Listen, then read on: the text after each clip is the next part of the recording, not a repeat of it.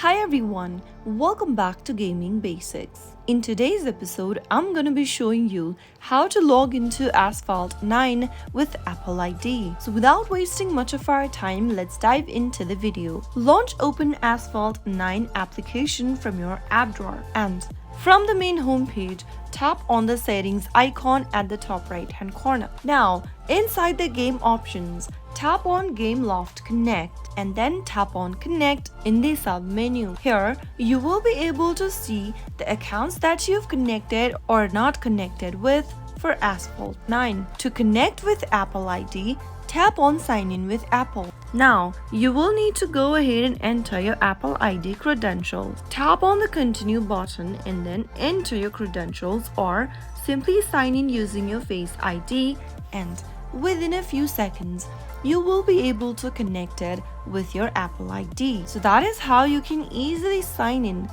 to Asphalt 9 with Apple ID. If you found the video to be helpful, go ahead and give us a thumbs up. Don't forget to subscribe to our channel by hitting that subscribe button. Also press on the bell icon so that you'll never miss another upcoming upload from us. I will see you again in the next episode. Goodbye till then.